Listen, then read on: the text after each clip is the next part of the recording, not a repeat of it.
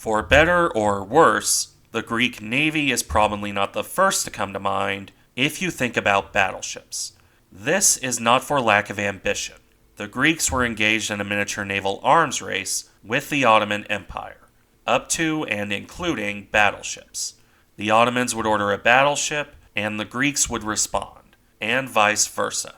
The most famous battleship that came out of this process, on the Greek side, was Salamis, a battleship that would be built in Germany. This would have been a capable enough warship, but events intervened against her. Salamis would end up languishing in Germany as Europe descended into conflict, and the Greeks would ultimately never receive their navy's centerpiece. Let's look at the story of that unfortunate ship in this video. The first thing to keep in mind in the story of Salamis is the situation in the Balkans, specifically the naval situation. Two powers are relevant here in Greece and the Ottoman Empire. Both countries understood the importance of controlling the Aegean Sea, and both built navies aimed against each other in this regard. If there's enough interest, I could do a future video specifically on this arms race. For now, though, a brief summary. The Ottoman Navy was a bit of a mess going into the 20th century. A poorly maintained collection of aging ironclads that suffered from supply and morale issues. This was a serious problem for the Ottomans, and was recognized as such after the 1897 Greco-Turkish War. This would lead the Ottomans to modernize their fleet, at first in rebuilding their existing warships, such as the interesting rebuild of the ironclad Mesoudia that I've covered before. More importantly, it prompted the Greeks to do the same. The ultimate result of this was the miniature naval arms race, from the Ottomans buying German pre-dreadnoughts to the Greeks purchasing Avarov, and then finally the Ottomans purchasing the super dreadnought Rezadia in 1911. With this purchase, the Ottomans would completely outmatch the Greeks. Avarov would do a fine job embarrassing the Ottomans in the Balkan Wars, but she was no match for a modern super dreadnought. So a response was necessary. The British naval mission in Greece, established in 1911, recommended against building a capital ship. The Greeks did not agree and began the program that would ultimately result in Salamis. In typical fashion for the dreadnought era, this involved looking at tenders from multiple countries. The British, the French, the Germans, the United States, and even Austria-Hungary and Italy would get involved. Thus began a long and winding process. The Greeks were looking for a ship of around 13,000 tons to fit their existing naval facilities. This was the largest ship their floating dry dock could handle. Ultimately, they wanted a battlecruiser. This process would pretty quickly see the French, Austrians, and Italians eliminated from the program. It then came down to the American, British, and German offers. The Greek Navy, for its part, preferred the British hull design. They also liked the American guns and armor. So, if the Navy had its way, you likely would have seen a hybrid American and British design. Politics, as is often the case, intervened. Backroom deals would see the German design ultimately win out. That and penny pinching, as this was the cheapest option. The British were rather unhappy, arguing the Germans were subsidizing the ship to at least some extent. Either way, the Greeks chose the Vulcan shipyard. Salamis would be a German hull with American guns and armor, because that part still went through. But what did the Greeks actually order here? The original design is certainly a unique one, displacing only 13,700 tons in an era where battle cruisers were reaching 25,000 tons. The really distinctive part, though, was the weaponry. This consisted of 3 twin turrets, all mounted on the centerline. This saw one turret on the bow, one amidships between the 2 funnels, and one on the stern. Those turrets carried 2 14-inch 45 caliber guns in each mount. The same weapons carried on the New York, Nevada, and Pennsylvania class ships in the United States Navy, for a total of 6 barrels in all. To support these, Salamis carried 8 6-inch 152mm guns in hull-mounted casements, supported in turn by 8 3-inch 76mm guns, and a further 4 37mm weapons to round it off, as well as 2 submerged torpedo tubes mounted behind the aft turret, one on either side of the ship. Now, all of this is pretty easy to confirm. Armor protection seems a bit harder, either lost or just not recorded well. I've seen it referenced as 9 inches for the main belt and 2.9 inches for the deck armor. All of this could be pushed through the water at 21 knots by 26,000 shaft horsepower through 2 shafts. All in all, this original design for a battle cruiser comes across more like a light battleship. Not particularly fast by 1912 standards, though definitely with battlecruiser armor. As it would turn out, this design would not be long for the world. The First Balkan War broke out during the design process, which caused the Greeks to reevaluate what they actually wanted. While Averov handily embarrassed the Ottoman Navy, the Greeks came out of the war with one thing in mind: the advantages of larger ships. This would be matched by the slowing down of the South American dreadnought race. It was generally assumed that those nations would have to sell off some of their ships. Even just one sail in an area like the Mediterranean would throw the balance of power completely out the window. Spoiler, that would happen later. For now, the Greeks and Ottomans were interested in the Argentinian ships being built in the United States. Specifically the second of the two, Merino. The Greeks tried to purchase this ship instead of going through with redesigning Salamis.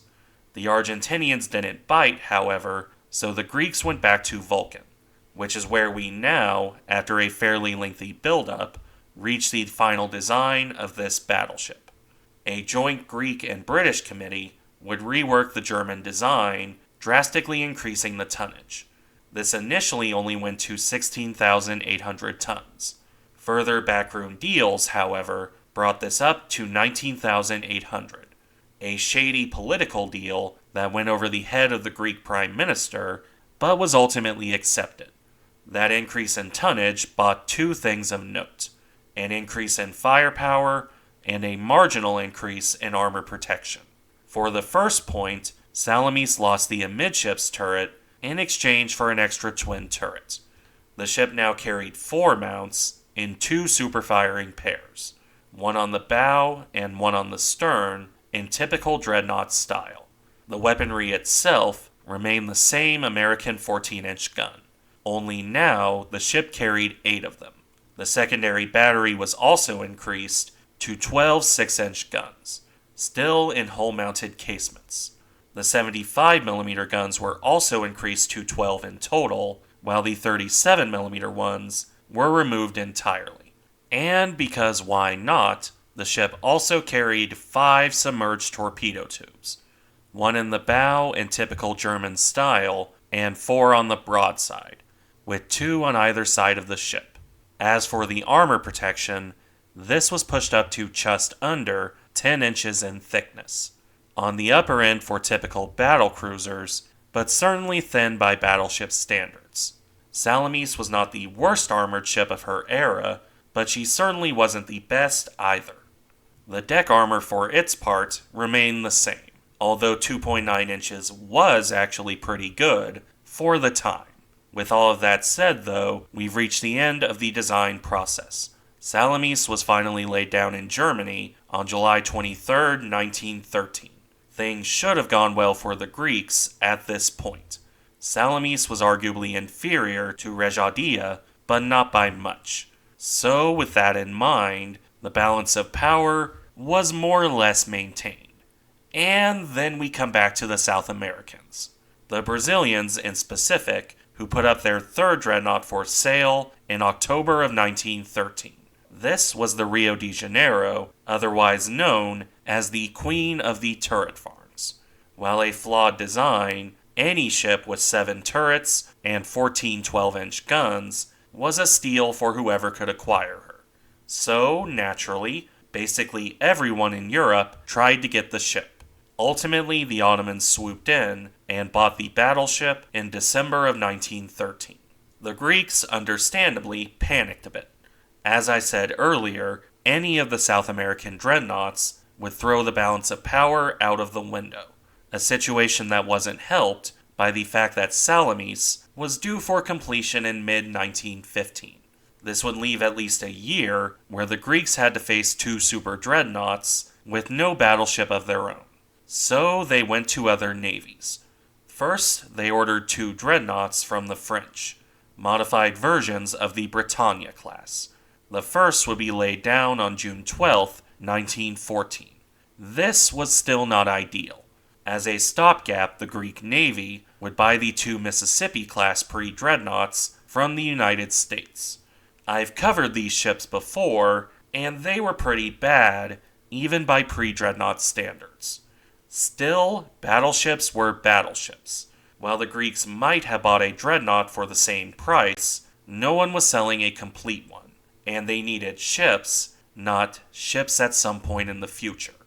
Through all of this panic buying, Salamis chugged along in her construction. As said, the ship was due in mid-1915. Not ideal, but workable. And then the Great War kicked off, and the metaphorical wheels came off the project. The British would be quick to blockade Germany in August 1914. This prevented the guns and armor, still being built in the United States, from reaching Germany. The guns would, instead, end up being sold to the British, where they would arm the Abercrombie class of monitors, some of many spare gun monitors built during the war. As for the hull of Salamis, construction slowed down. The Germans had no way to arm the ship, and their steel industry was having enough issues just finishing their own orders. So, while the hull would be launched on November 11, 1914, Salamis would go no further. The empty hull would be towed off to clear space and left to sit around in Hamburg. The Germans did put some studies into completing the ship for their own use, but those went nowhere. They didn't have the American guns, and it would have taken serious redesign work to accommodate German turrets and weaponry. The closest available weapons would have been those intended for Mackensen. Even that would still have required a lot of redesign work, not even touching on the need for steel to go to actual German ships, and U-boats, and the army for that matter. So Salamis languished. The hull would eventually be found incomplete when Germany surrendered in 1918. Now you might be forgiven for thinking the Greeks would finish the ship at this point. However, that would not happen. The battleship was obsolete, and the Ottoman dreadnoughts had been nabbed by the British, who never returned them. So Salamis was without a purpose. As such, the Greeks would refuse to complete the ship or pay for her. The Vulcan Yard sued them over that and would argue back and forth for a decade.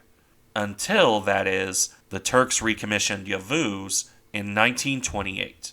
This ship, the ex-Goeben, would change the balance of power once more. So there were some discussions of taking Salamis's hulk, still sitting in Germany, and modernizing the ship. Outdated or not, the battleship was viewed as an excellent counter to the Grossekreutzer. And, in fairness, Salamis would have been a good match for Yavuz.